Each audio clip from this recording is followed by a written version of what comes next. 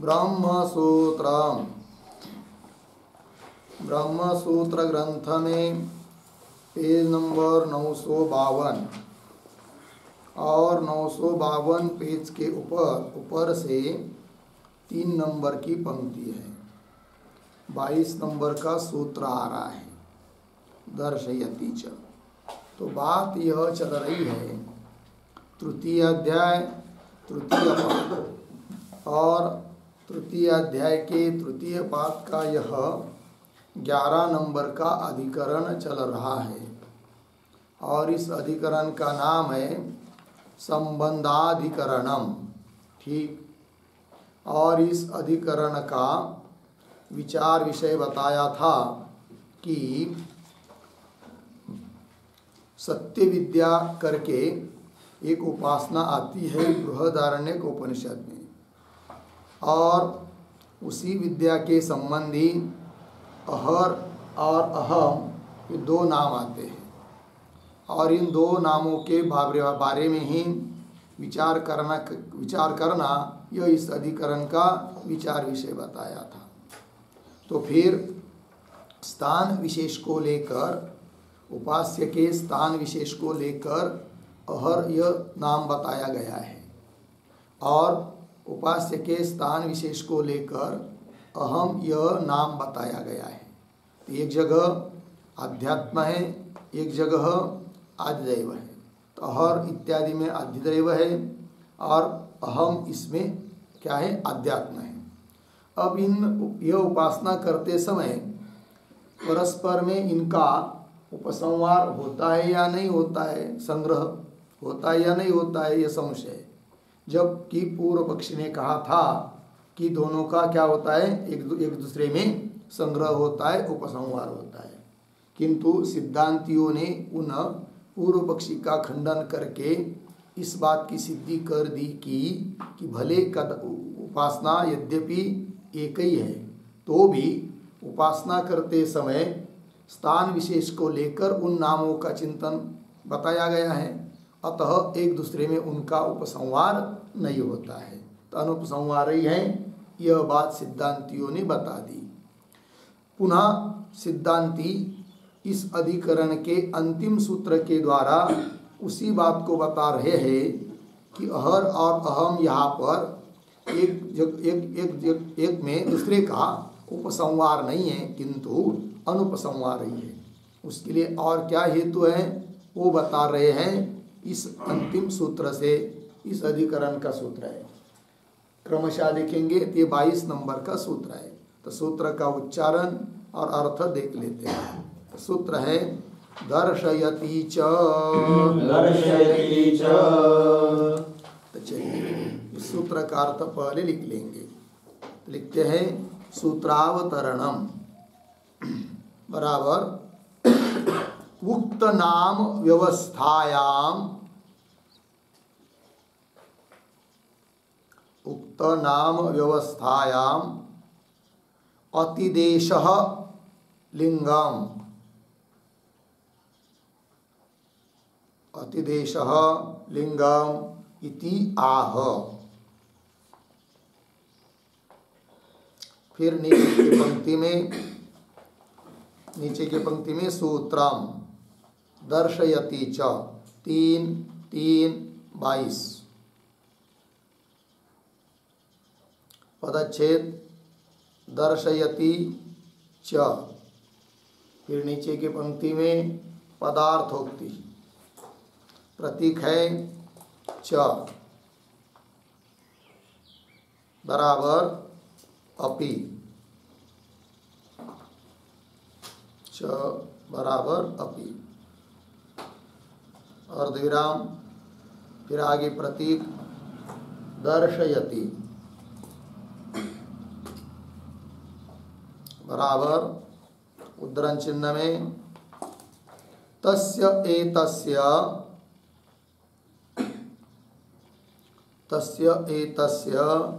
तदेव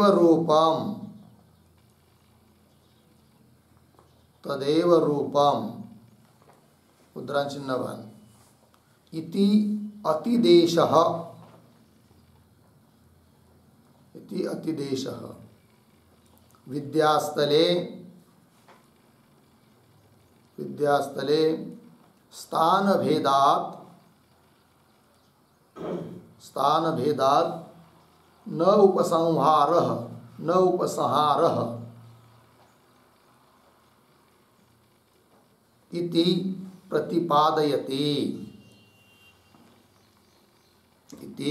प्रतिपादयति पूर्णविराम। अन्यथा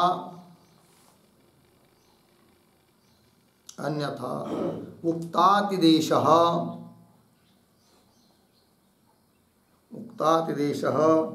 निरर्थकः एव स्यात्। उक्तातिदेशः निरर्थकः एव स्यात् अर्धविराम। अतः नाम्नोः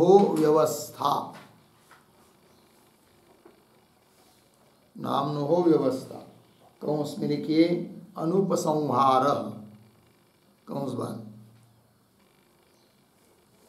आगे अस्ति इति सिद्धम, अस्ति इति सिद्धम। ठीक, देखो भाई अर्थ। तो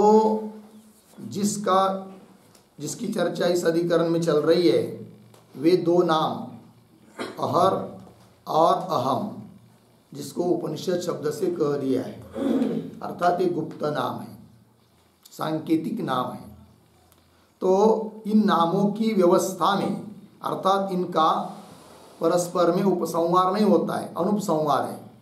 इस बात को बताने के लिए अतिदेश भी लिंग है, यह बताया जा रहा है सूत्र के माध्यम से।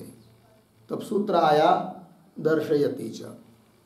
पदार्थोक्ति में लिख रहे हैं च का अर्थ कर दिया अपि, और भी जैसे अनेक कारण बता दिया है सिद्धांतियों ने कि दोनों का उपसंहार नहीं है, अनुपसंहार है। अपि मतलब यह भी और एक कारण है। वो कौन? अतिदेश। क्या दिखाता है अतिदेश? कि दोनों का उपसंहार नहीं है, इस बात को द्योतित कर रहा है। तो वही करे आगे दर्शयति। तो अतिदेश वाक्य क्या है? वो वाक्य है तस्य एतस्य तदेव रूपम। तस्य एतस्य तदेव रूपम, ये श्रुति है छांदोग्य उपनिषद की, आएगी पूरी श्रुति भाष्य में। तो तस्य एतस्य, उसका, आदित्य मंडलस्थ पुरुष का, तस्य एतस्य तदेव रूपम, है कि नहीं? क्यों तस्य एतस्य का अर्थ करेंगे चक्षु में विद्यमान पुरुष का, एतस्य इसका, तदेव रूपम वही रूप है जो आदित्य मंडल पुरुष का है। तो अतिदेश हो रहा है। एक जगह जो सुनाया उसको अन्यत्र संबंध कराना, इसको ही कहते हैं अतिदेश। तो आदित्य मंडल में स्थित पुरुष का जो रूप है वही रूप इस आँख में विद्यमान पुरुष का है। तो अतिदेश किया जा रहा है। तो यह अतिदेश क्या बता रहा है? कोई करे आगे, यह अतिदेश विद्यास्थले, उपासना स्थल में, स्थान भेदात् न उपसंहार, स्थान का भेद है। और यह बताया गया है आदिदैवत को लेकर, अर्थात आदित्य मंडल में स्थित पुरुष के आदित्य मंडल के संबंधी जो पुरुष है उसके लिए शब्द प्रयोग किया गया है अहर। और आध्यात्मिक में अर्थात चक्षुरादि में, दाहिने चक्षु में जो विद्यमान पुरुष है उसके लिए शब्द प्रयोग किया गया है अहम। तो इनका यदि उपसंहार होता, किस निमित्त से? विद्या एक होने के कारण, सत्य विद्या एक है, तो एक विद्या होने के कारण इन दो नामों का यदि परस्पर उपसंहार होता, ध्यान दीजिए, तो श्रुति अन्य धर्मों का अतिदेश नहीं करती, क्योंकि उसी हेतु से, विद्या ऐक्य रूप हेतु से ही इनका भी उपसंहार हो जाता, दो नामों का, है कि नहीं? विद्या एक है तो उपसंहार हो जाता, उसके साथ साथ अन्य धर्मों का भी उपसंहार हो जाता, तो फिर अतिदेश करने की जरूरत नहीं पड़ती। किंतु श्रुति ने स्थान भेद को लेकर जो निर्देश है अहर और अहम का, उसको छोड़कर अन्य धर्मों के लिए अतिदेश किया है। इसका मतलब यह होता है कि अहर और अहम इनका परस्पर में संग्रह उपसंहार नहीं होता है। यदि होता तो अतिदेश करने की जरूरत नहीं पड़ती, उपसंहार होता तो। इसका मतलब उपसंहार नहीं हो रहा है, किंतु अन्य धर्मों को उपसंहार करना आवश्यक है और अहम को छोड़कर, इसके लिए करना पड़ा अतिदेश। और यदि विद्या एक है, इस बल से ही, इस निमित्त से ही और अहम का उपसंहार हो जाता, अन्य धर्म का भी उपसंहार हो जाता, तब तो अतिदेश करने की जरूरत नहीं थी। किंतु इनका विद्या एक होने के कारण भी अहर अहम का उपसंहार नहीं हो रहा है, तो अन्य धर्म का भी उपसंहार नहीं होगा, और अन्य धर्म का उपसंहार तो करना आवश्यक है, अतः अतिदेश करना पड़ा। नहीं तो यदि नहीं तो अतिदेश क्या हो जाएगा? व्यर्थ हो जाएगा। बात समझ में आ रही? पंक्ति देखिए, विद्यास्थले स्थान भेदात् न उपसंहार इति प्रतिपादयति, यह प्रतिपादन कर रहा है, दिखा रहा है अतिदेश। अन्यथा उक्त अतिदेश निरर्थक एव स्यात्, विद्या के बल पर यदि उपसंहार हो जाता तो अतिदेश करना व्यर्थ हो जाता। अतः नामनो व्यवस्था, इसलिए इन दो नामों की व्यवस्था ही है, अर्थात अनुपसंहार ही है। विद्या एक होने पर भी यह सिद्धांति की बात निश्चित हो गई। हो गया? चलिए आगे भाष्य में, तो भाष्य को देखिए। अपि च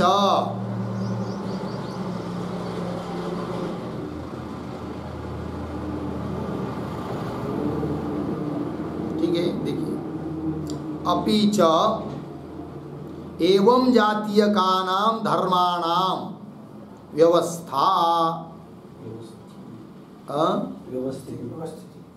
व्यवस्थिति ऐसा है क्या? वो भी चलेगा। तो हमारे यहाँ व्यवस्था इति लिंग दर्शनम भवति, और आपके यहाँ धर्माणाम व्यवस्थिति ही ऐसा है, इति नहीं आगे, कोई बात नहीं, हो सकता है प्रिंटिंग मिस्टेक भी हो, लेकिन व्यवस्थिति ऐसा पद भी रहेगा तो भी कोई हानि नहीं है, पंक्ति लग जाएगी। तो देखो भाई, अपि च एवं जातीय का नाम धर्माणाम, एवं जातीय का नाम मतलब कैसे धर्म? तो एवं जातीय का नाम, इसका अर्थ पहले लिख लीजिए। आध्यात्मादि अवस्था विशिष्ट, आध्यात्मादि अवस्था विशिष्टत्वेन,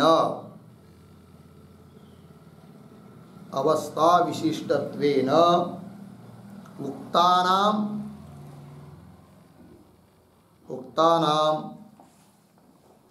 अहर इत्यादि उपनिषद धर्माणाम, अहर इत्यादि उपनिषद धर्माणाम, ठीक है। देखो भाई अर्थ, तो आध्यात्मादि अवस्था विशिष्टत्वेन, अध्यात्म अधिदैव इत्यादि अवस्था से विशिष्ट के रूप में अहर और अहम इत्यादि रूप में जो कहे हुए उपनिषद धर्म है, इस प्रकार के धर्मों का, एवं जातीय का नाम धर्माणाम, क्या? व्यवस्था अर्थात व्यवस्थिति अर्थात अनुपसंहार, व्यवस्था की वह व्यवस्थिति, इसका अर्थ क्या है? अनुपसंहार, उपसंहार नहीं है। तो व्यवस्थिति की वह व्यवस्था इति, इस बात के लिए क्या? लिंग दर्शनम भवति, हेतु भी दिखाया है श्रुति ने। तो क्या हेतु है, कैसा हेतु है? तो दे रहे आगे की पंक्ति में अतिदेश। क्या है वो अतिदेश वाक्य? तो देखिए, तस्य एतस्य तदेव रूपम यद अमुष्य रूपम यौ अमुष्य गेष्णौ तौ गेष्णौ यन्नाम तन्नाम इति, ये अतिदेश है। तो तस्य एतस्य, तस्य एतस्य नाम, हाँ, चक्षुस्थ पुरुषस्य, तस्य एतस्य का अर्थ लिखिए चक्षुस्थ पुरुषस्य, आंख में विद्यमान जो पुरुष है उसका, हो गया चक्षुस्थ पुरुषस्य।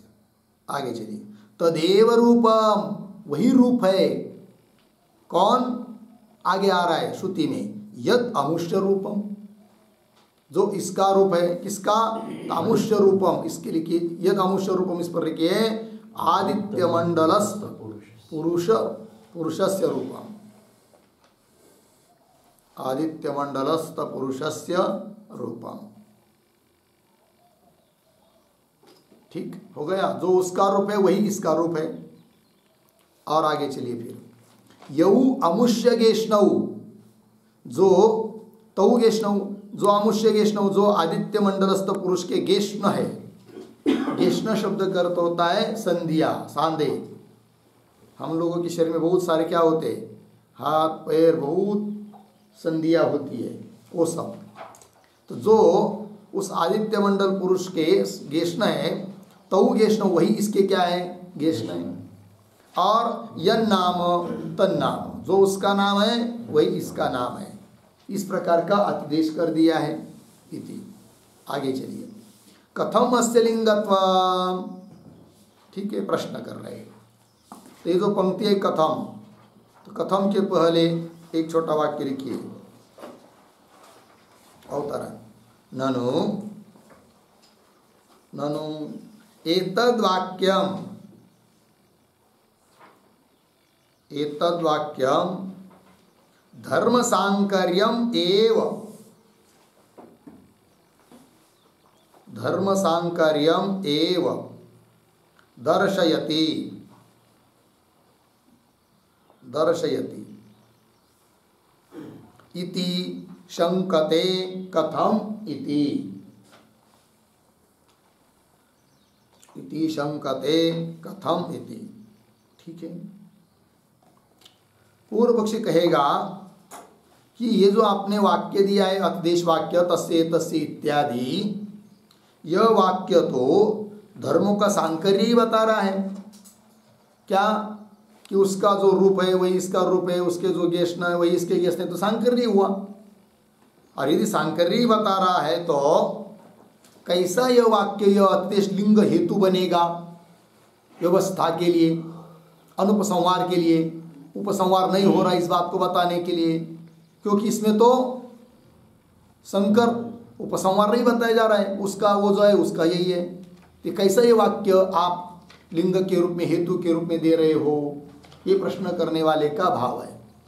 कथम अस्य लिंगत्वम इति, उत्तर देते तद उच्यते, क्या तो दे रहे हो, तद उच्यते इत्यादि से आगे से उत्तर। किंतु तद उच्यते में तद के पहले भी एक वाक्य लिखी छोटा,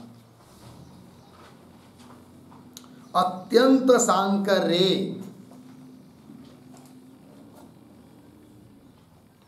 अत्यंत सांकर्ये अभेद एव, अभेद एव इति, इति नातिदेशः स्यात्,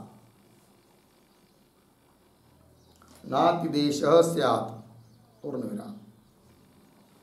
अतः अतिदेश सामर्थ्यात्, अतिदेश सामर्थ्यात् विद्यैके अपि, विद्यैके अपि स्वतः,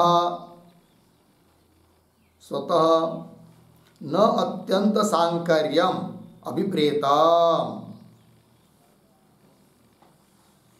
न अत्यंत सांकर्यम अभिप्रेतम इति परिहरति,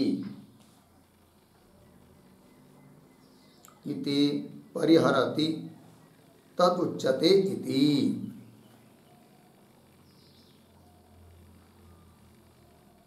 ठीक है, देखो, अत्यंत सांकर्ये, यदि दोनों धर्मों का अत्यंत सांकर्य रहेगा, अभेद रहेगा, तो अभेद ही होगा उनका, फिर अत्यंत सांकर्य रहेगा तो बिल्कुल समान, तो अभेद ही होगा।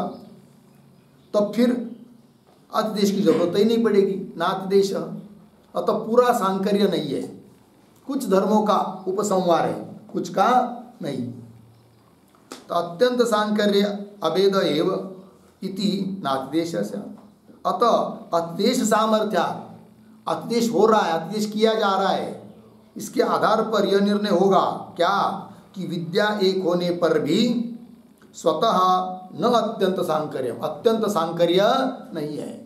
स्थान को लेकर जो विशेष धर्म बताए हैं उनका सांकर्य नहीं है, और कुछ धर्मों का सांकर्य है, उपसंहार है, अतः उसके लिए अतिदेश किया। सभी धर्मों का सांकर्य नहीं है, विद्या का अभेद होने पर भी, यही उत्तर दे रहे। इसलिए ये जो वाक्य है अतिदेश वाक्य, इसमें कुछ धर्मों का तो सांकर्य बताया है कि नहीं, उपसंहार बताया है, संग्रह बताया है, किंतु सभी धर्मों का नहीं है। सभी धर्मों का रहता तो अतिदेश करने की जरूरत नहीं पड़ती, यही कह रहे तद उच्यते इत्यादि से। तो पंक्ति को देखिए, अक्ष आदित्य स्थान भेद भिन्नान धर्मान अन्योन्यस्मिन् अनुपसंहार्यान पश्यन् इह अतिदेशेन आदित्य पुरुषगतान रूपादीन अक्षि पुरुषे उपसंहरति तस्य एतस्य तदेव रूपम इत्यादिना। ठीक है, देखो भाई सरल है। अक्ष आदित्य स्थान भेदा, अक्ष एक स्थान हुआ आँख नेत्र, और दूसरा स्थान आदित्य मंडल। तो अक्ष आदित्य स्थान भेद, स्थान का भेद है, और स्थान का भेद होने के कारण धर्मों का भी क्या हुआ, भेद। तो वही कह रहे अक्ष आदित्य स्थान भेद भिन्ना, अक्ष आदित्य इत्यादि को के स्थान का भेद होने से भिन्न हुए ऐसे जो धर्म, अहर अहम इत्यादि धर्मान, और कैसे वो धर्म कि जिनका परस्पर में अन्योन्यस्मिन अनुपसंहार्यान, परस्पर में जिनका उपसंहार होता नहीं है, ऐसे कुछ धर्मों को देखकर, देखते हुए, पश्चन, यह है कि नहीं, इस विद्या के प्रसंग में अतिदेश भी तो किया जा रहा है। फिर अतिदेशेन आदित्य पुरुषगतान रूपादिन, है कि नहीं, अतिदेश के द्वारा आदित्य पुरुष में विद्यमान जो रूपादिक है, रूपादि गेश आदि शब्द से गेष्ण नाम वगैरह, तो आदित्य पुरुषगतान रूपादीन, उन रूपादि धर्मों का अक्षी पुरुषे उपसंवरति, अक्षी पुरुष में क्या करते हैं, उपसंहार करते हैं, है कि नहीं। बात समझ में आई।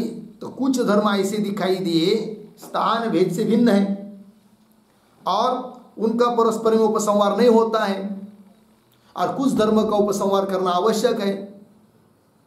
अतः विद्या एक है, इसके बल पर यदि उपसंहार होता तो अतिदेश किसी धर्म के लिए करने की जरूरत नहीं पड़ती, किंतु कुछ धर्मों के लिए जिनका उपसंहार करना आवश्यक था, उनके लिए तो क्या कर दिया, अतिदेश। इसका मतलब यह होता है कि कुछ धर्म का उपसंहार नहीं होता है। ऐसे वो कौन धर्म है, वे धर्म है कि जो स्थान भेद से भिन्न है। ऐसे कौन, अहर और अहम, इसका मतलब उनका उपसंहार नहीं होता है। यदि उनका उपसंहार विद्या के ऐक्य के बल पर होता तो सभी का होता, तब तो अतिदेश किसी के लिए करने की जरूरत नहीं पड़ती। पंक्ति लग रही सबको, पुनः देखिए। अक्ष आदित्य स्थान भेद भिन्नान, अक्ष आदित्य के स्थान भेद के कारण भिन्न हुए ऐसे जो धर्म कि जिनका अन्योन्यस्मिन अर्थात परस्पर में उपसंहार होता नहीं है, अनुपसंहार्य धर्म है, ऐसे कुछ धर्मों को देखते हुए, उनका विचार करते हुए यहाँ पर अतिदेश करके आदित्य पुरुषगत कुछ रूपादि धर्मों का अक्षी पुरुष में क्या कर दिया गया, उपसंहार कर दिया है। ठीक है, उपसंहरति वो कौन है वाक्य, तस्य तस्य तदेव रूपम इत्यादि ना। ठीक है ना, हो गया इतना। तो ये जो पंक्ति है ना उपसंहरति आदि सब, उसके आधार पर एक छोटा वाक्य लिखते टिप्पणी। विद्यैक्यात् विद्यैक्यात् एव उपसंहार सिद्धौ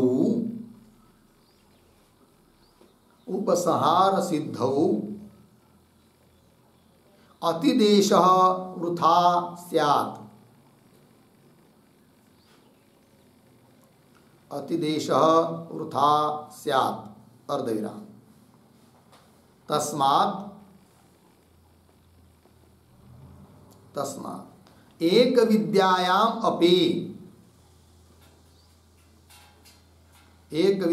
अपि स्थान भेदेन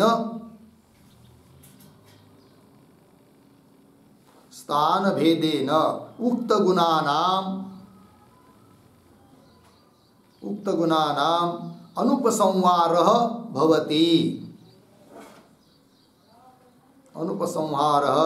भवति अर्धविराम। अन्येषां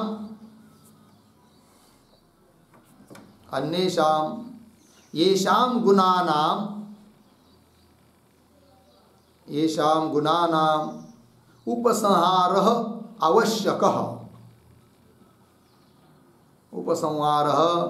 आवश्यकः तेषाम् अतिदेशः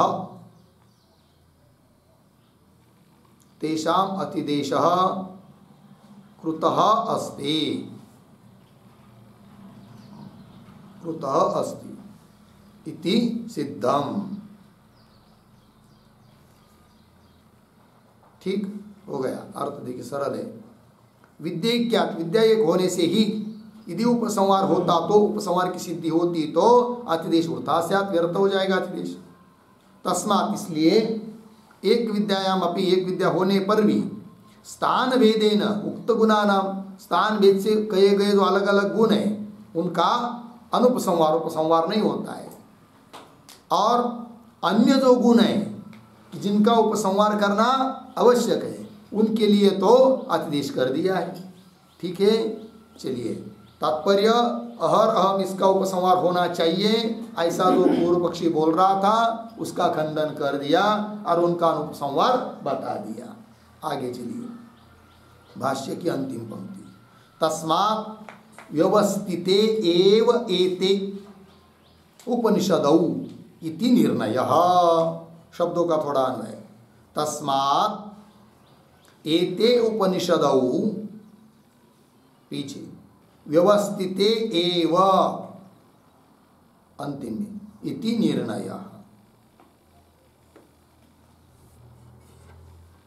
और ये जो तस्मात् इत्यादि पंक्ति है उसके पूर्व में एक वाक्य लिख लीजिए अवतरण के रूप में। उपनिषदोः तु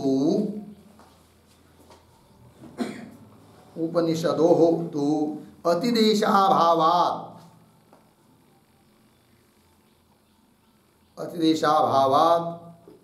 व्यवस्था एव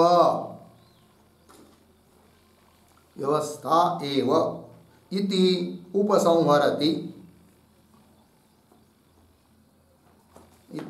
उपसंहरति तस्मात् इति।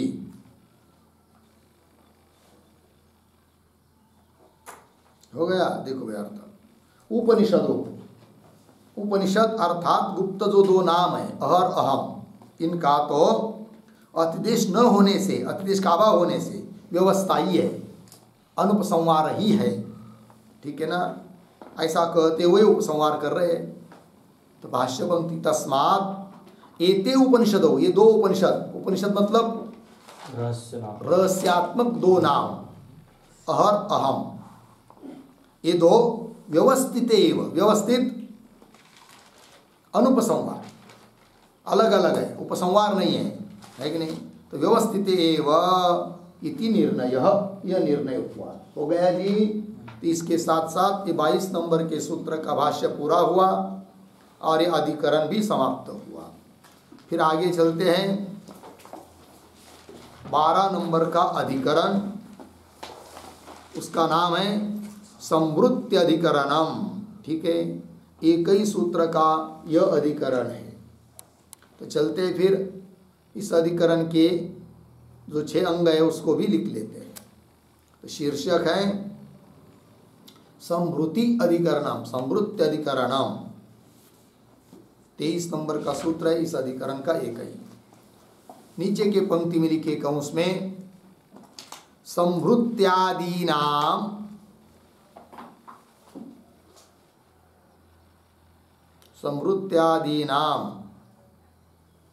अनुपसंहाराधिकरणम, अनुपसंहाराधिकरणम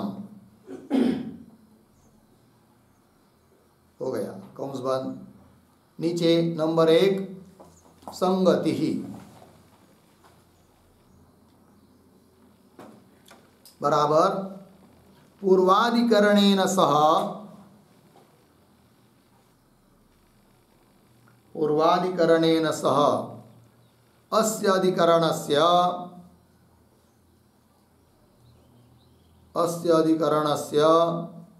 अतिदेश संगति ही अस्ति, अतिदेश संगति ही अस्ति पूर्ण विराम। तथा ही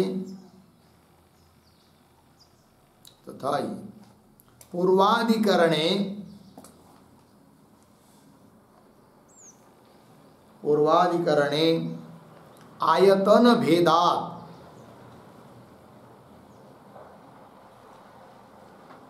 आयतन भेदात्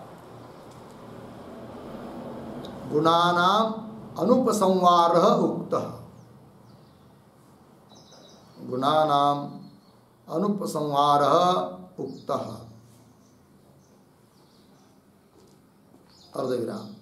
तेन एव हेतुना, तेन एव हेतुना अत्र संवृत्ति प्रभृतीनां गुणानां, संवृत्ति प्रभृतीनां गुणानां विद्यांतरेषु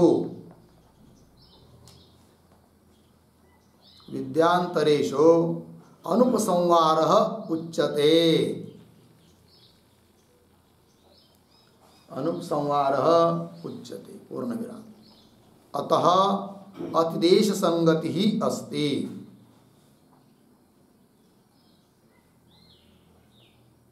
अतः अतिदेश संगति अस्ति पूर्ण विराम। अर्थ देखिए भाई, ये संवृत्ति अधिकरण है। तो कुछ परमात्मा के संवृत्ति आदि गुण बताएंगे और उन गुणों का अन्य विद्याओं में उपसंहार नहीं है, अनुपसंहार है। इस बात को बताने के लिए अधिकरण है। ठीक है, तो चलिए फिर संगति बता रहे हैं। तो पूर्व अधिकरण के साथ इस अधिकरण की अतिदेश संगति है। वो कैसे, तो उसका स्पष्टीकरण कर रहे तथा इत्यादि पंक्ति से। पूर्व अधिकरण में जो 11 नंबर का अधिकरण हुआ है वहां पर आयतन भेदात, आयतन शब्द का अर्थ होता है स्थान, स्थान भेद से गुणानाम अनुपसंहार, अहर और अहम दोनों का स्थान भिन्न भिन्न बताया हुआ होने के कारण उनका परस्पर में उपसंहार नहीं होता है, अनुपसंहार है, ऐसा बताया था पीछे के अधिकरण में। आयतन भेदात गुणानाम अनुपसंहार उक्त।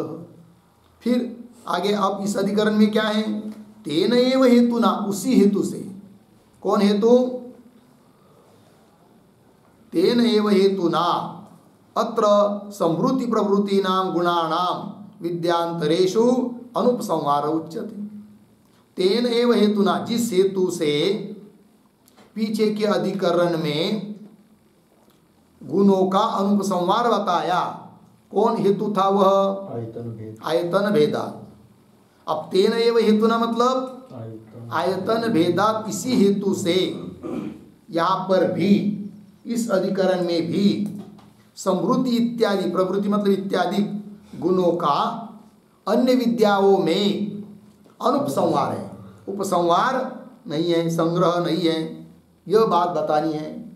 अतः जैसे वहाँ ऐसा ही इधर इस प्रकार का अतिदेश होता है, इसलिए दोनों अधिकरणों की संगति बन रही है, अतिदेश संगति हो गया। आगे चलते हैं। नंबर 2, विषय बराबर सामवेदीय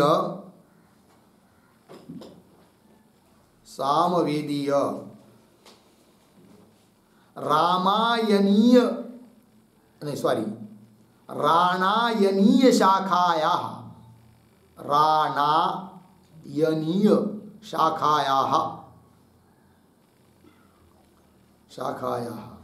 खीलकांडे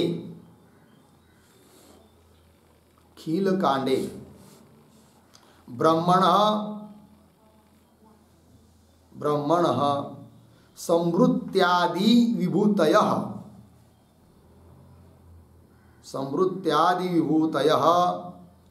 पठिताः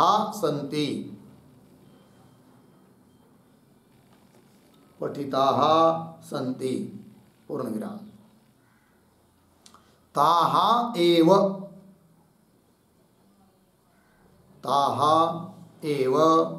अस्य अधिकरणस्य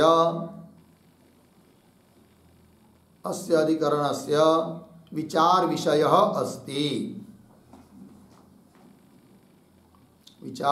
अस्ति। ठीक है, देखो भाई, तो सामवेद की एक शाखा है जिसका नाम है राणायनीय शाखा, और उस शाखा का खील कांड है। उस खील कांड में कुछ ब्रह्म की विभूतियां बताई है। उदाहरण संवृत्त्यादि विभूतया है कि नहीं? तो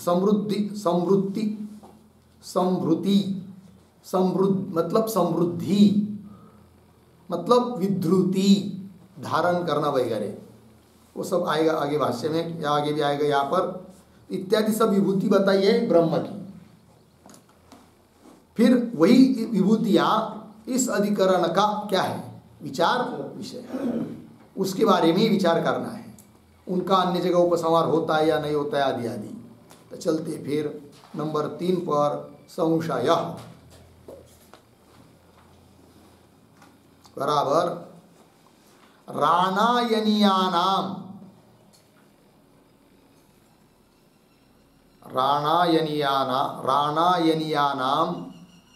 खीलेषु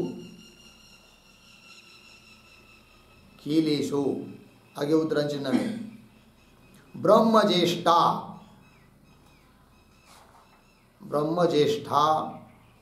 वीर्या संभृतानि, आगे ब्रह्माग्रे ज्येष्ठम दिवम आततान उद्धरण चिन्ह बन कौंस में लिखिए, ब्रह्म ही जिनका कारण है, ब्रह्म ही जिनका कारण है, ऐसे पराक्रम विशेष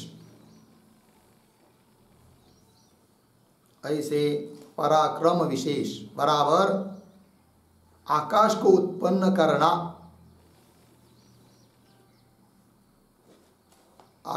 उत्पन्न करना, अर्धविराम। आगे संभृतानि बराबर निर्विघ्न रूप से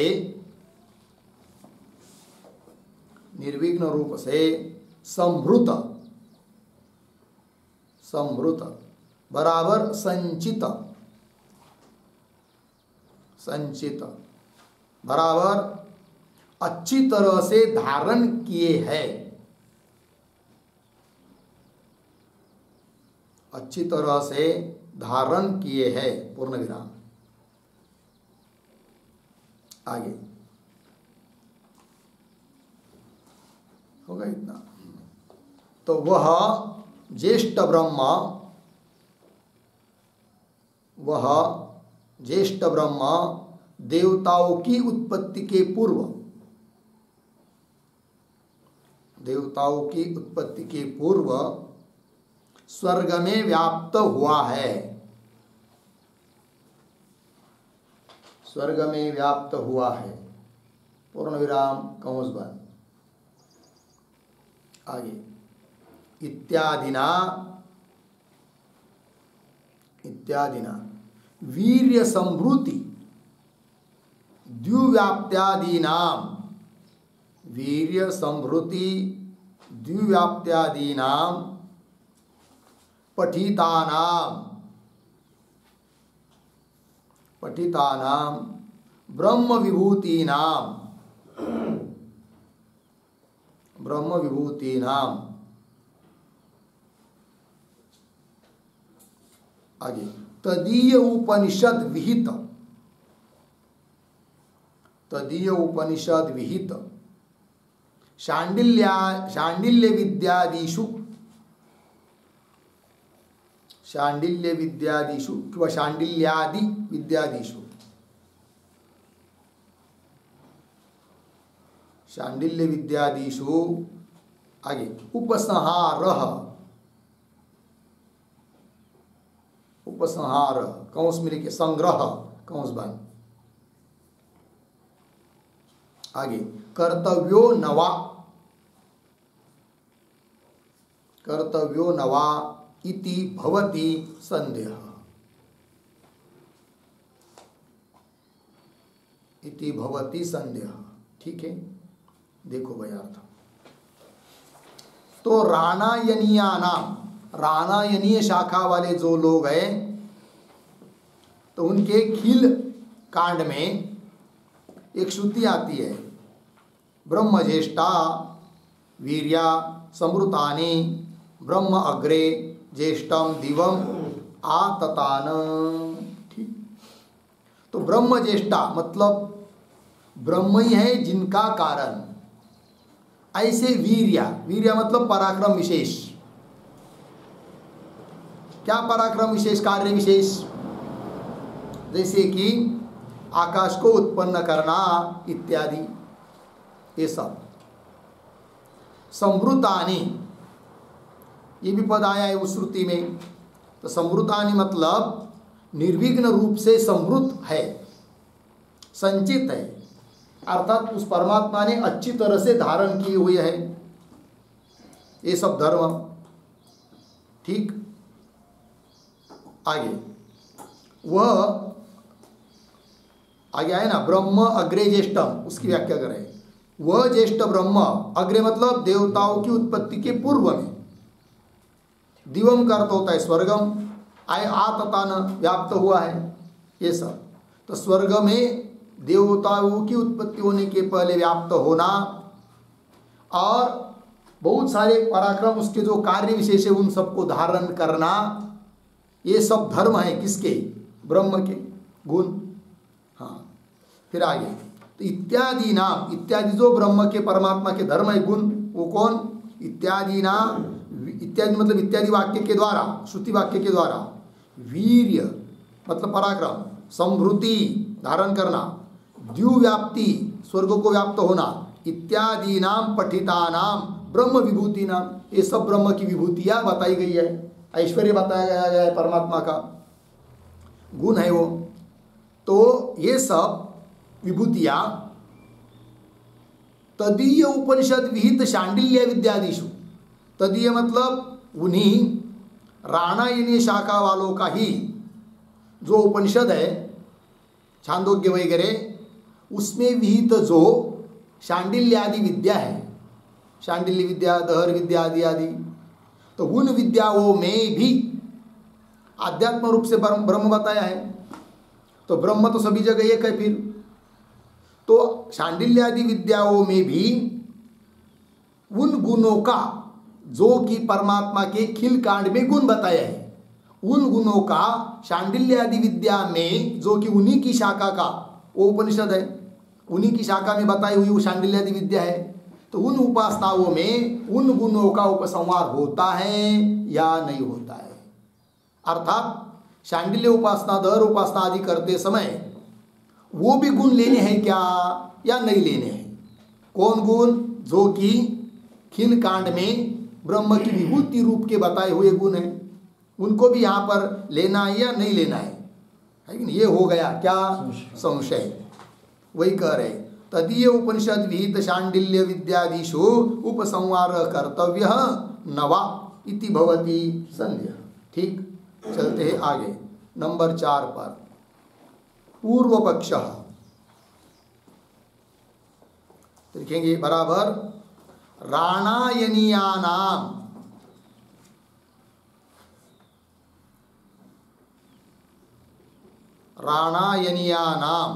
खीलेषु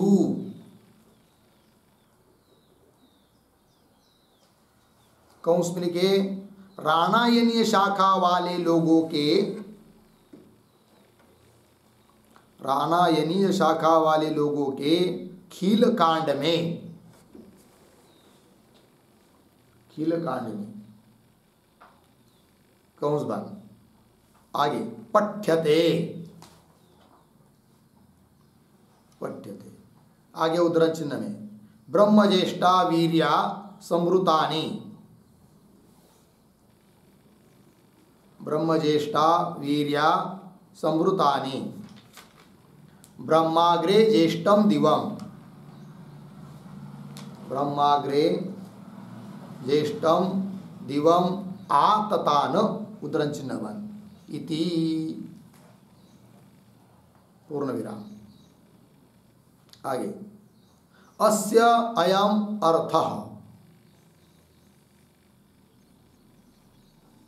अस्य अयम अर्थः डैश देकर आगे यानी लोके, यानी लोके वीर्याणि, वीर्याणि कंस में लिखिए पराक्रम,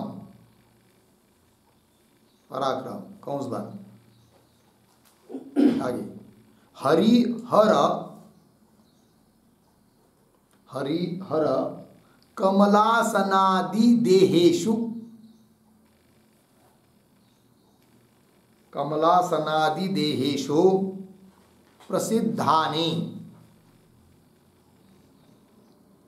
प्रसिद्धानि अर्धविराम तानि सर्वाणि, तानि सर्वाणि ब्रह्म पुरस्सराणि एव, ब्रह्म पुरस्सराणि एव संभृतानि, संभृतानि बराबर विधृतानि, विधृतानि संभवन्ति, संभवन्ति पूर्ण विराम।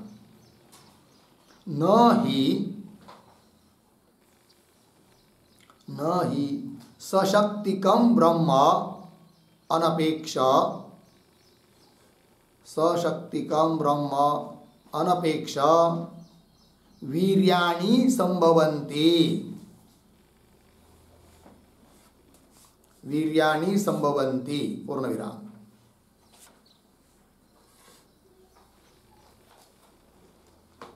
ब्रह्मज्येष्ठानि वीर्याणि, ब्रह्मज्येष्ठानि वीर्याणि ब्रह्मणा संभृतानि, ब्रह्मणा संभृतानि बराबर विधृतानि, विधृतानि भवन्ति पूर्ण विराम। तच्च ब्रह्म, तच्च ब्रह्म ज्येष्ठम पूर्वम पूर्वम कौंस में लिखिए देवता उत्पत्ति के पहले,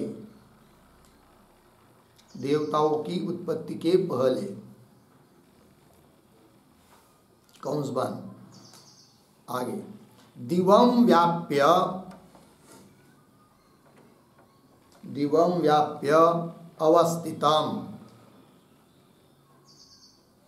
अवस्थितम इति पूर्ण विराम। अत्र आदिदैविकस्य ब्रह्मणः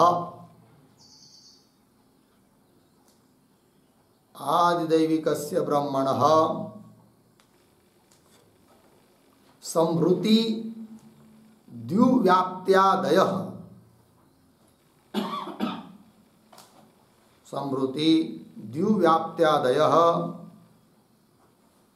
गुणाः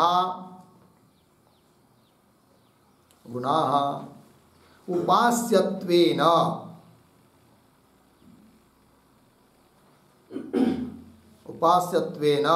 अवगम्यन्ते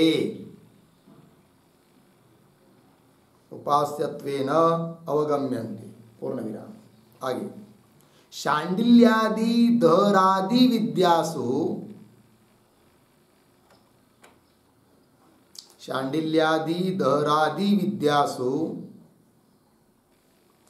आध्यात्मिकम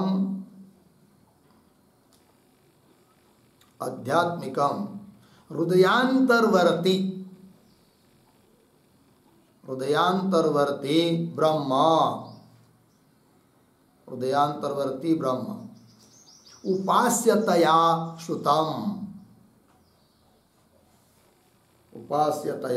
श्रुतम अस्ति पूर्ण विराम। तत्र ब्रह्मणः एकत्वात्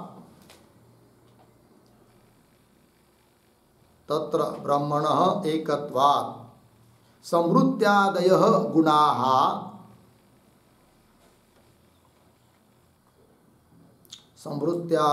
गुणाः शांडिल्यदहरादि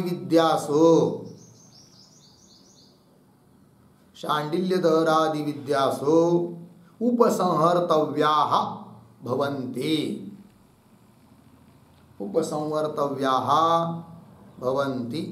इति पूर्वपक्ष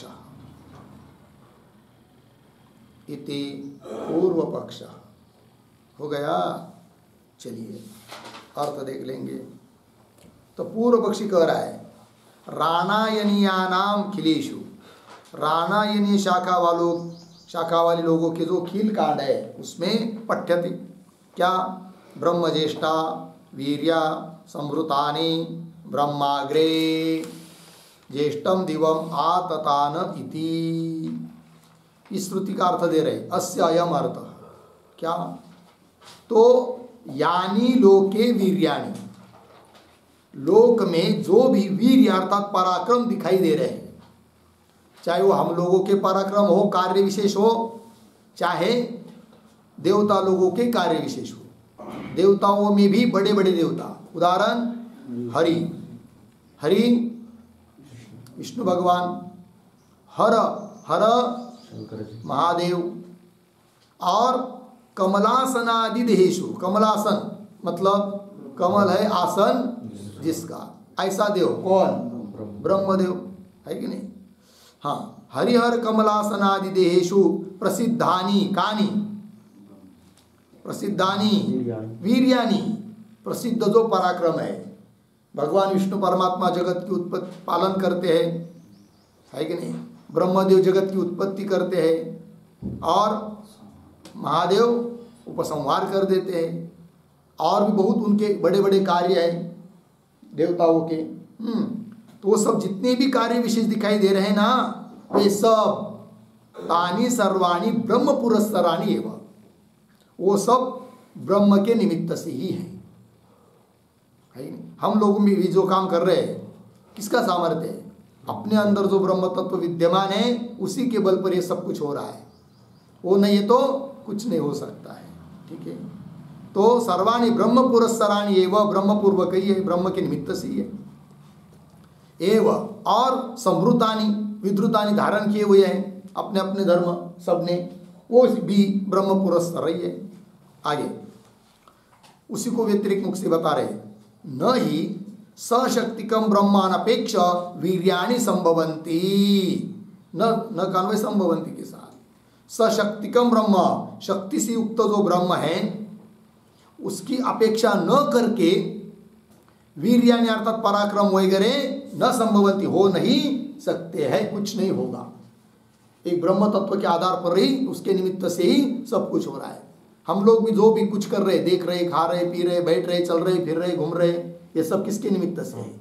उस चैतन्य तत्व के निमित्त से ये सब संभव है। आगे ब्रह्म ज्येष्ठानि वीर्याणि, ब्रह्म है निमित्त जिनके लिए ऐसे वीर्य अर्थात पराक्रम, और वे सब पराक्रम भी धारण किए है किसने? ब्रह्मणा संभृतानि विद्रुतानि, ब्रह्म ने सब कुछ धारण किया है कि नहीं?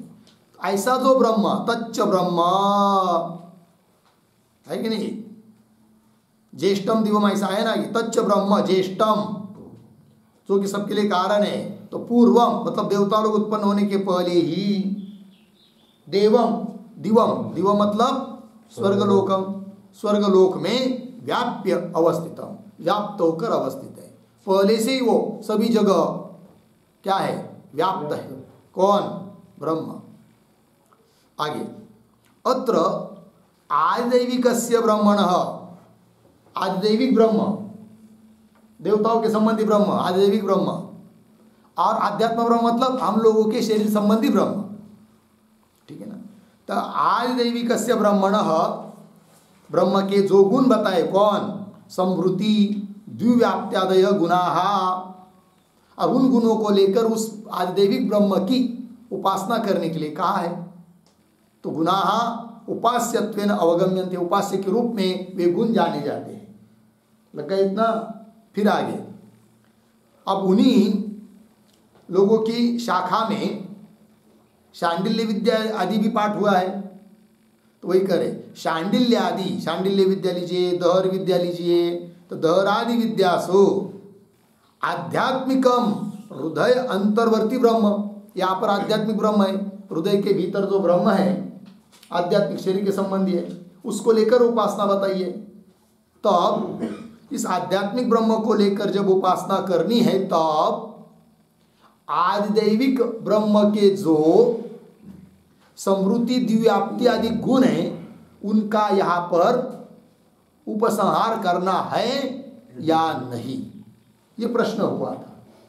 पूर्व पक्षी बोलता है कि उपसंहार होना चाहिए, अर्थात उन गुणों को भी यहाँ पर समझना चाहिए, क्योंकि ब्रह्म के वो गुण है और यहाँ पर भी ब्रह्म है, ब्रह्म की व्याप्ति सभी जगह है, तो वहाँ के गुण यहाँ समझने में क्या दिक्कत है?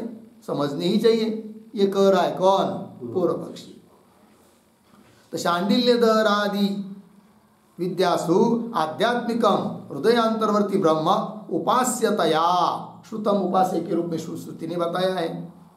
तत्र ब्रह्मण एकत्वात्, ब्रह्म तो सभी जगह एक ही है, एकत्वात् समृत्यादय गुणाः, समृद्धि दिव्याप्त्यादि गुण शांडिल्य दहरादि विद्यासु उपसंहर्तव्या भवन्ति, शांडिल्य विद्या आदियों में भी उन गुणों का उपसंहार होना चाहिए।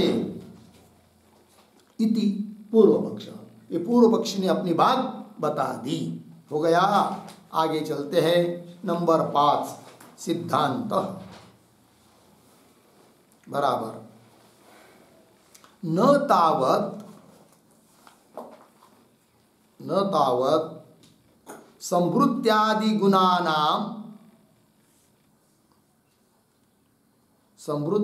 गुणानाम अन्यतमः अपि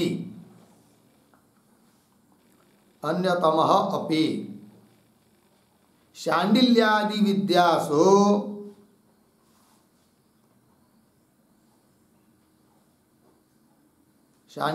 विद्यासु उपलभ्यते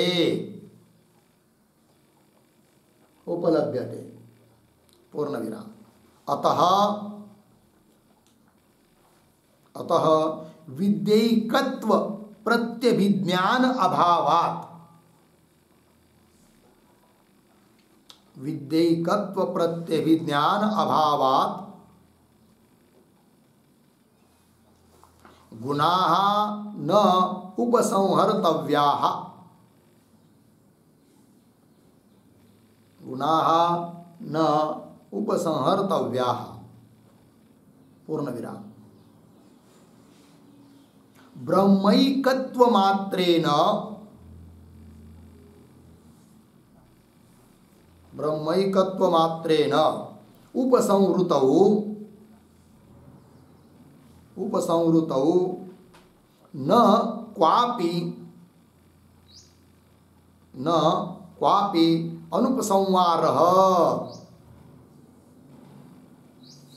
अनुपसंहारः इति प्रसंगः स्यात्, इति प्रसंगः स्यात्। पूर्ण विराम। तस्मात्, तस्मात् संवृत्त्यादेः, संवृत्त्यादेः न उपसंहारः भवति, न उपसंहारः भवति इति सिद्धान्तः,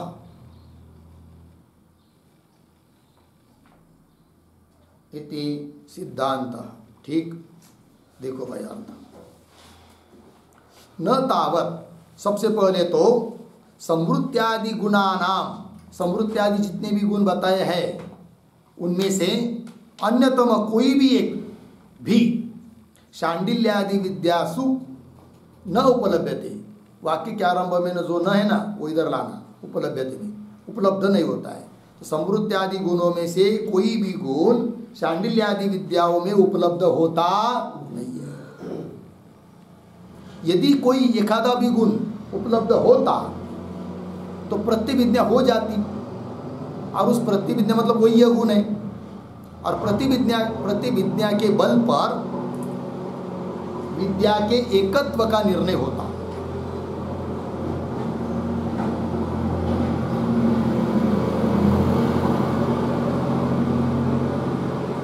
हो गया?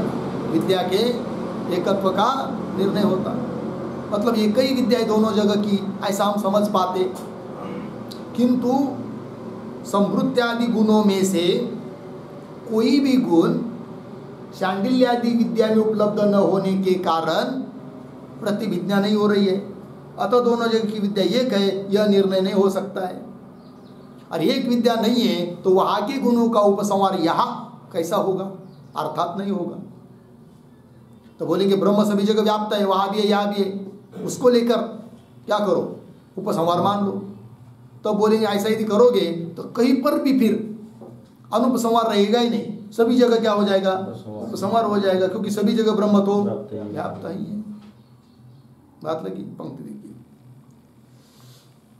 न तावत् संवृत्त्यादि गुणानाम अन्यतमपि शांडिल्यादि विद्यासु उपलभ्यते, अतः विद्यैकत्व प्रत्यभिज्ञान अभावात्, ये कही विद्या है इस बात के लिए जो प्रतिविद्या होनी चाहिए उसका क्या है? अभाव है। अर्थात विद्या एक नहीं है, तब गुणाः न उपसंवर्तया, गुण विद्या एक न होने के कारण क्या गुणों का उपसंहार नहीं हो सकता। गुणाः न उपसंहर्तव्याः भवन्ति। आगे कदाचित पूर्व पक्षी बोलेगा ब्रह्म तो सभी जगह है, कहना वो भी ब्रह्म है, इधर भी आध्यात्म ब्रह्म है, हृदय के भीतर ब्रह्म बताया है, तब तो उपसंहार मान लो। तब कह रहे ऐसा नहीं होगा। क्यों? ब्रह्मैकत्व मात्रेण उपसंहृतौ, सभी जगह एक ही ब्रह्म है, इस बात को सोचकर यदि वहाँ के गुणों का उपसंहार यहाँ मानेंगे तो न क्वापि अनुपसंहार, कहीं पर भी अनुपसंहार नहीं रहेगा, सभी जगह सभी गुणों का क्या होगा? उपसंहार होने लगेगा, फिर यह अति प्रसंग होगा, फिर ये तो ठीक नहीं है। तस्मात् संवृत्त्यादि न उपसंहार, संवृत्त्यादि गुणों का शांडिल्यादि विद्याओं में उपसंहार नहीं होता है, यह सिद्धांत बात हो गई। ठीक है, चलिए आगे। आगे नंबर 6, प्रयोजनाम बराबर पूर्व पक्षे विद्याभेदस्य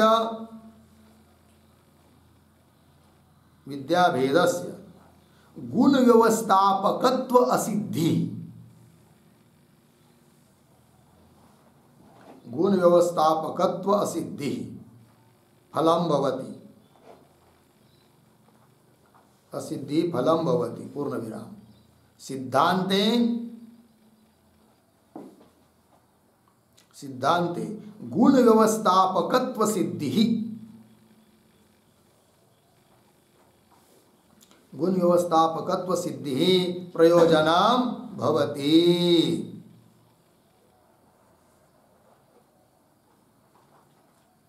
ठीक है, देखो भाई, तो पूर्व पक्ष ने विद्याभेद का गुण व्यवस्थापकत्व, गुण की व्यवस्था नहीं हो रही है, ये गुण व्यवस्था की क्या है फिर असिद्धि, किनके माया पूर्व पक्षी किया, क्योंकि वो क्या कहना चाह रहा था, इधर के गुण उधर, उधर के गुण उधर, है कि नहीं, तो व्यवस्था नहीं कर पा रहा है, इसके गुण इधर है उसके गुण उधर है, तो गुण व्यवस्थापकत्व की असिद्धि है, किसके यहाँ, पूर्व पक्षी के यहाँ, ये फल है। और सिद्धांत में विद्या का भेद अलग अलग विद्या होने पर भी, शांडिल्य विद्या, दर विद्या आदि आदि सभी जगह गुणों की क्या है, व्यवस्थापकत्व की सिद्धि है। अलग अलग जगह अलग अलग गुण है, और जिन गुणों को उपसंहार होता है वो वहाँ पर बता दिया है। तो गुण व्यवस्थापकत्व की सिद्धि ये प्रयोजन है सिद्धांत में। इस प्रकार दोनों में फल का भेद बता दिया। हो गया जी। अब चलिए आगे। अब हरेक अधिकरण के लिए अधिकरण का सार बताने के लिए जो वैयासिक न्यायमालाकार के दो दो श्लोक होते हैं, उन श्लोकों का उच्चारण और अर्थ देख लेते हैं। तो उसमें पहला श्लोक है आहार्यावानवान्यत्र संवृत्त्यादिविभूतयः आहार्या ब्रह्मधर्मत्वात् चाण्डिल्यादाववारणात् आहार्यावानवान्यत्र संवृत्त्यादिविभूतयः आहार्या ब्रह्मधर्मत्वात् चाण्डिल्यादाववारणात्। पद अच्छे देखिए। आहार्याः वा न वा अन्यत्र संवृत्त्यादिविभूतयः। आगे आर्याः ब्रह्मधर्मत्वात् शाण्डिल्यादौ अवारणात्। ठीक। अब अन्वय पूर्वार्ध में संवृत्त्यादि विभूतयः, उसके पीछे अन्यत्र सुर में आहार्याः न वा, आहार्याः वा न वा। हो गया। फिर आगे चलिए उत्तरार्ध में ब्रह्मधर्मत्वात् शाण्डिल्यादौ पीछे आहार्याः, फिर अंतिम में अवारणात्। अर्थ देखिए भाई। तो विकल्प पहले बता रहे हैं। तो संवृत्त्यादि विभूतय, ब्रह्म की जो संवृत्ति धारण करना वगैरह पराक्रम वगैरह सब जितनी भी विभूति बताई है, उन सब विभूतियों का अन्यत्र अन्य जगह अन्य विद्याओं में उनका आहार्या वा न वा, आहार्या हाँ उपसंहर्तव्या, आहार्या शब्द करता अर्थात उन गुणों का विभूतियों का उपसंहार करना चाहिए या नहीं चाहिए, ये हो गया संदेह। फिर आगे उत्तरार्ध में लिख रहे ब्रह्म धर्मत्वात्, समृद्धि वगैरह ब्रह्म की धर्म होने से शाण्डिल्यादौ, शाण्डिल्यादि विद्याओं में आहार्या उनका उपसंहार होना चाहिए। दूसरी बात अवारणात्, अवारणात् का मतलब है शाण्डिल्यादि विद्याओं में उन विभूतियों का निषेध भी किया नहीं है। विधान नहीं है तो निषेध भी तो नहीं है ना। अतः शांडिल्यादि विद्याओं में उन विभूति आदियों का उपसंहार होना चाहिए। कौन कह रहा है? पूर्व पक्षी। हो गया। तो इस श्लोक में जो अंतिम पद आया है अवारणात्, उसके आधार पर एक छोटा वाक्य लिखते हैं। शांडिल्यादि विद्यासु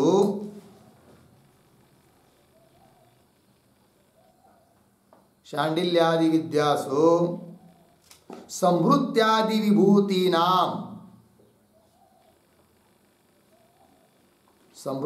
विभूतीनाम कौंस में लिखिए गुणानाम कौंस बंद अवारणात्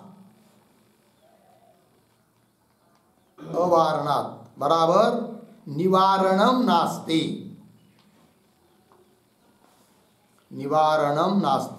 बराबर निषेधः नास्ति इत्यर्थः। निषेधः नास्ति इत्यर्थः। हो गया।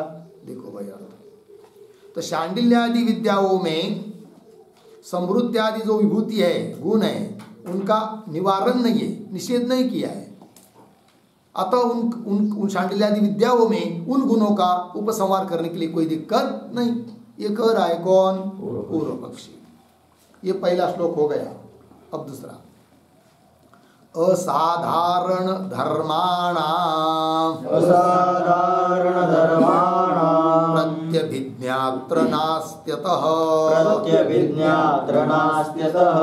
अनाहार्या ब्रह्ममात्र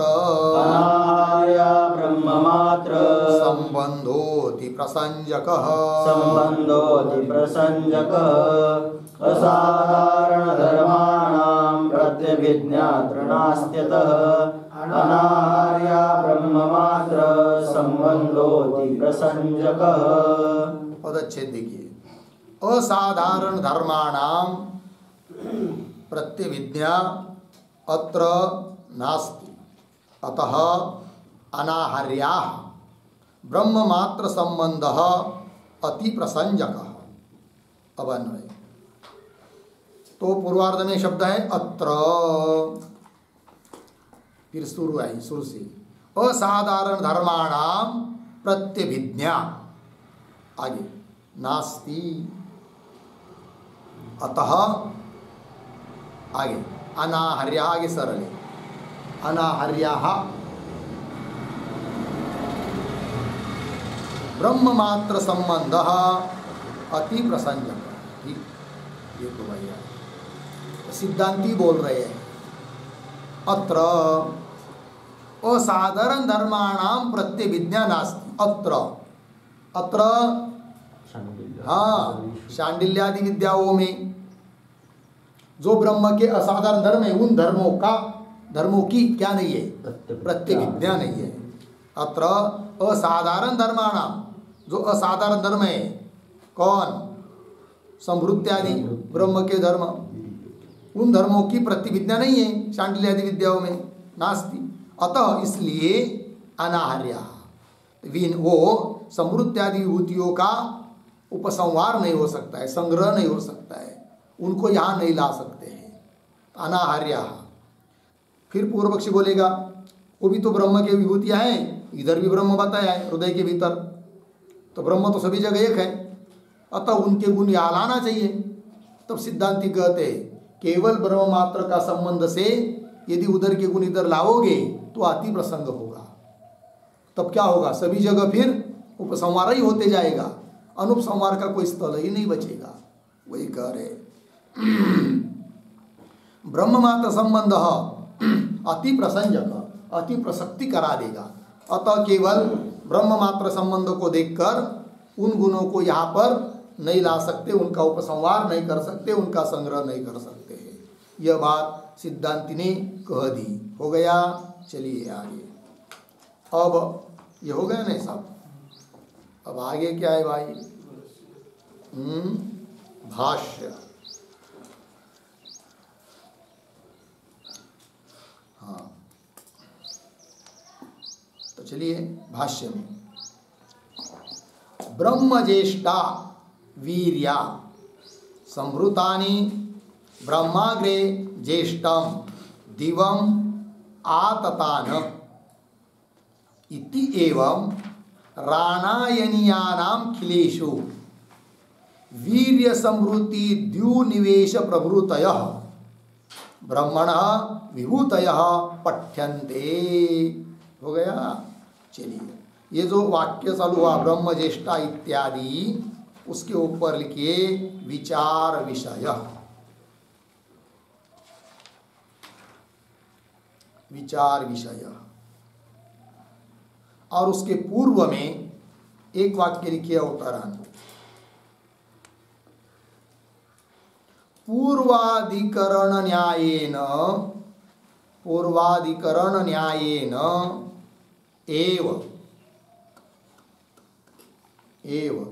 वाक्यांतरम अपि व्याख्यातुम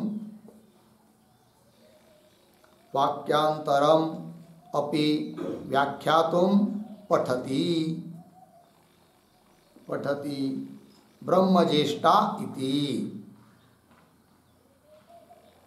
ठीक है। अर्थ देखिए, पूर्वाधिकरण में जो न्याय नियम बताया, उसी नियम से अन्य वाक्य की भी व्याख्यान करना है कि नहीं? इसलिए वाक्यांतरम अपि व्याख्यातुम, व्याख्यान करने के लिए उस वाक्य का पाठ कर रहे हैं। कौन वो वाक्य है? वो वाक्य है ब्रह्मज्येष्ठा वीर्याणि संभृतानि। तो संभृतानि के आगे थोड़ा सा अन्वय, संभृतानि के बाद में ज्येष्ठम, फिर पीछे ब्रह्म अग्रे, फिर आगे दिवम आततान, आगे सरल है। चलिए भाई, इति एवं राणायनीयानां खिलेषु, राणायनीय शाखा है और खिल उनका एक कांड है कि नहीं? उसमें वीर्य संभृति द्युनिवेश प्रभृतय ब्रह्मण विभूतय पठ्यन्ते। वीर्य पराक्रम, संभृति धारण करना, समृद्धि, द्युनिवेश स्वर्गलोक में देवता के उत्पन्न होने के पहले ही प्रवेश ब्रह्म का, इत्यादि विभूतियां ब्रह्म की बताई गई है। कहाँ पर? राणायनीयानां खिलेषु। किस वाक्य से? ब्रह्मज्येष्ठा वीर्या इत्यादि। हो गया इतना। तो ये जो वाक्य है ब्रह्मज्येष्ठा वीर्या संभृतानि इत्यादि, उसके आधार पर एक टिप्पणी लिखते हैं,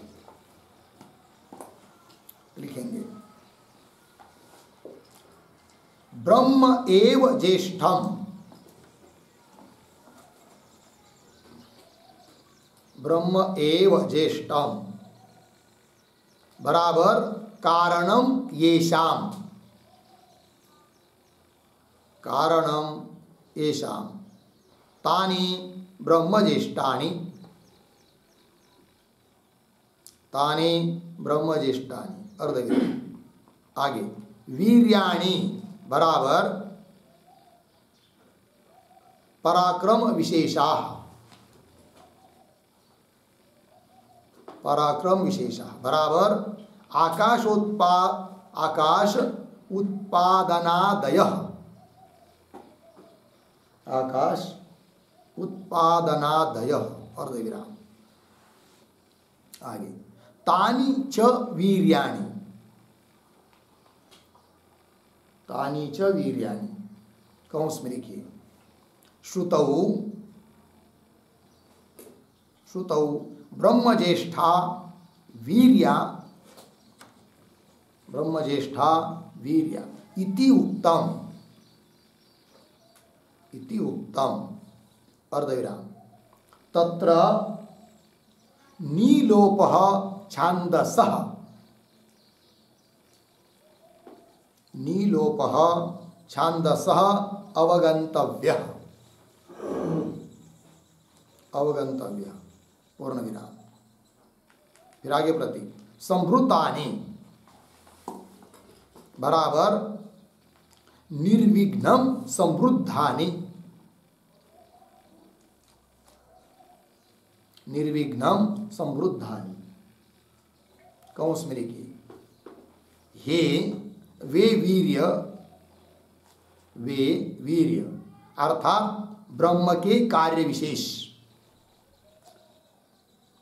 ब्रह्म के कार्य विशेष निर्विघ्न समृद्ध होते हैं, निर्विघ्न समृद्ध होते हैं। पूर्ण विराम कंस बन। आगे सर्वनियंतु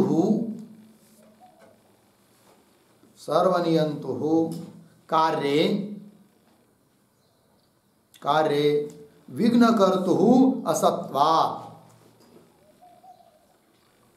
विघ्न कर्तु असत्वात् कंस में लिखिए अभावात् पूर्ण विराम। आगे तच्च ज्येष्ठम ब्रह्म, तच्च ज्येष्ठम ब्रह्म अग्रे बराबर देवतादि उत्पत्ति प्राक, देवतादि उत्पत्ति प्राक एव दिवम बराबर स्वर्गम, दिवम बराबर स्वर्गम। फिर आगे आततान बराबर व्याप्तवत, व्याप्तवत कंस में स्वर्ग को व्याप्त किया है, कंस बन। आगे सदा सर्वव्यापकम इत्यर्थः, सदा सर्वव्यापकम इत्यर्थ। ठीक, देखो भाई अर्थ। तो ब्रह्म एव ज्येष्ठम, ज्येष्ठम शब्द करता है यहाँ कारण, तो ब्रह्म ही कारण है जिनके लिए, उनको कहेंगे ब्रह्म ज्येष्ठानि। ऐसे कौन? वीर्यानि, वीर्यानि मतलब पराक्रम विशेष। कौन वो? उदाहरण आकाश की, आकाश आदि को की उत्पत्ति करना, ये सब जगत की उत्पत्ति करना। तानी च वीर्यानि। अब एक बात और भी समझनी है कि यहाँ पर श्रुति में ब्रह्म ज्येष्ठा ऐसा कहा है, होना चाहिए ज्येष्ठानि, और वीर्या का है, होना चाहिए वीर्यानि। तो दोनों जगह नी का लोप हुआ है, क्यों? छांदस लोप है, वही लिखा श्रुतौ ब्रह्म ज्येष्ठा वीर्या इति उक्तम, तत्र दोनों जगह नी लोप छांदस अवगंतव्य। आगे समृद्धानि प्रतीक है, उसका अर्थ कर दिया निर्विघ्नम समृद्धानि। तात्पर्य वे सब वीर्य अर्थात ब्रह्म के कार्य विशेष निर्विघ्न समृद्ध है, सही नहीं, कोई उसके लिए विघ्न नहीं है। कारण दे रहे आगे, सर्वनियंतु कार्य विघ्न कर्तु असत्वा, सबका नियमन करने वाला जो परमात्मा है, उसके जो भी कार्य है वो तो समृद्ध ही होंगे निर्विघ्न रूप से, क्योंकि उनके उसके लिए विघ्न करता कोई है नहीं है। विघ्न कर्तु असत्वा अभावात्। आगे तच्च ज्येष्ठम ब्रह्म अग्रे, अग्रे का मतलब देवतादिकों की उत्पत्ति होने के पहले ही, दिवम अर्थात स्वर्गम आततान, पहले से स्वर्ग में व्याप्त है कौन? वही ब्रह्म। आततान मतलब व्याप्तवत, व्याप्त होकर रहा है, स्वर्ग को उसने व्याप्त किया है। क्यों? वो सदा ही सर्वव्यापक है, वही कह रहे सदा सर्वव्यापकम इत्यर्थ। हो गया जी। चलिए आगे भाष्य में, ब्रह्म ज्येष्ठा वीर्या समृद्धानि ब्रह्माग्रे ज्येष्ठम दिवम आततान इति एवं राणायनियानाम खिलेषु। तो खिल क्या है भाई? खिल ऐसा नाम क्यों दिया? खिल क्या है? तो उस पर लिखते एक वाक्य, विधि निषेधहीनेषु, विधि निषेधहीनेषु परिशिष्ट उपदेशेषु, परिशिष्ट उपदेशेषु ग्रंथेषु इत्यर्थ, ग्रंथेषु इत्यर्थ। ठीक है। खील कांड, खील ग्रंथ, क्यों उसको खील ग्रंथ क्यों? उसका क्या है उसमें? तो वो दे रहे हैं जिसमें विधि भी बताई नहीं है, निषेध भी किया नहीं है किसी चीज का, केवल परिशिष्ट चीजों का उपदेश किया है। ऐसा जो ग्रंथ, उसका नाम है क्या? खील कांड। चलिए फिर, इति एवं राणायनियानाम खिलेषु वीर्य समृद्धि द्युनिवेश, द्यु स्वर्ग लोक में प्रवेश, प्रभूतय ब्रह्मण विभूतय पठ्यन्ते, प्रभूतय इत्यादि। तो प्रभूतय शब्द से क्या लेंगे, तो उस पर भी एक वाक्य, सर्वप्राथम्यम, सर्वप्राथम्यम स्पर्धा अनर्हत्वम, स्पर्धा अनर्हत्वम इति वाक्यशेषस्ताः गुणाः, वाक्यशेषस्ताः गुणाः प्रभृति पदग्राह्याः, प्रभृति पदग्राह्याः भवन्ति। देखो भाई अर्थ, तो प्रभृति इत्यादि आदि शब्द से क्या, तो सर्वप्राथम्यम सबसे पहला है परमात्मा। दूसरी बात स्पर्धा अनर्हत्वम, उसके साथ कोई स्पर्धा नहीं कर सकता है, स्पर्धा करने के लिए वो अयोग्य है, कोई टिक नहीं सकता है उसके सामने, क्योंकि उसी की सत्ता से सब कुछ सत्तावान है। तो स्पर्धा अनर्हत्वम इत्यादि जो वाक्य शेष में बताए गए गुण हैं वे लेने हैं प्रवृत्ति पद से, वो बता दिया। फिर तो वीर्य समृद्धि द्यु निवेश प्रवृत्तय ब्रह्मण विभूतय पठ्यन्ते, ब्रह्म की विभूतियाँ, ब्रह्म का ऐश्वर्य, ब्रह्म का महात्म्य बताया गया है। आगे तेषाम एव च उपनिषदि शांडिल्य विद्या प्रवृत्तय ब्रह्म विद्या पठ्यन्ते। ठीक है, देखो भाई, तेषाम एव, तेषाम एव, तेषाम तेषाम एव च उपनिषदि शांडिल्य विद्या प्रवृत्तय ब्रह्म विद्या पठ्यन्ते। हो गया, तेषाम, तेषाम, हाँ, राणायनीया नाम, तेषाम एव च उपनिषदि, उन्हीं राणायनीय शाखा का उपनिषद।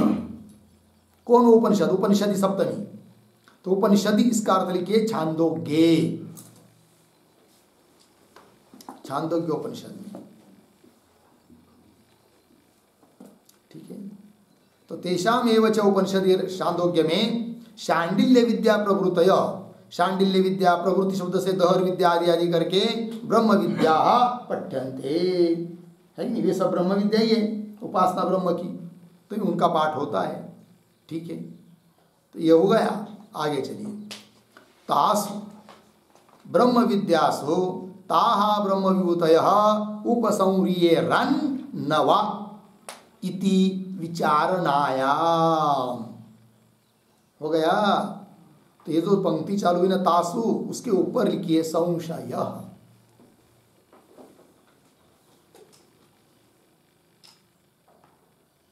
ठीक, और तासु के पहले एक वाक्य, ब्रह्म संबंधात, ब्रह्म संबंधात विद्या भेद प्रतिभानाच्च, विद्या भेद प्रतिभानाच्च संशयम आह, संशयम आह तासु इति। ठीक है, देखो भाई, एक तो ब्रह्म का सभी के साथ संबंध है, दूसरी बात विद्या भिन्न भिन्न भी प्रतीत हो रही है, अतः संशय हो रहा है। वही कह रहे, क्या संशय फिर, तासु ब्रह्म विद्यासु, तासु ब्रह्म विद्यासु मतलब कौन, कौन ब्रह्म विद्या, शांडिल्य आदि, उस शांडिल्य दहर आदि विद्याओं में तासु ब्रह्म विद्यासु, ताहा ब्रह्म विभूतय, वे जो खिल कांड में बताई हुई ब्रह्म की विभूतियां है, वे सब ताहा ब्रह्म विभूतय उपसंह्रियेरन्, अर्थात उन ब्रह्म विभूतियों का शांडिल्य आदि ब्रह्म विद्याओं में, उपासनाओं में उपसंहार करना चाहिए अथवा नहीं। वही कह रहे, उपसंह्रियेरन् न वा इति विचारणायाम, ऐसा विचार करने का प्रसंग आने पर, तो संशय तो हो गया। फिर तब पूर्व पक्षी सबसे पहले अपनी बात बोलेगा, तो विचारणा करने का प्रसंग आने पर ब्रह्म संबंधात उपसंहार प्राप्त, है कि नहीं। तो ये जो शब्द है ना ब्रह्म संबंधात इत्यादि, उस पर लिखिए पूर्व पक्ष।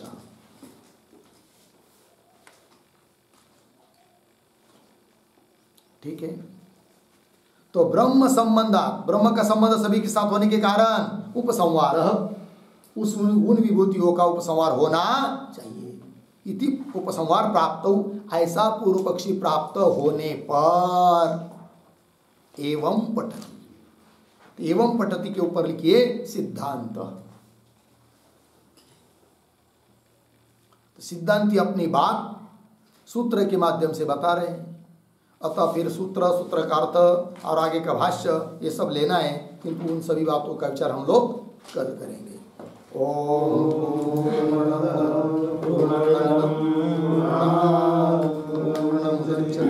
पूर्णस्य पूर्णमादाय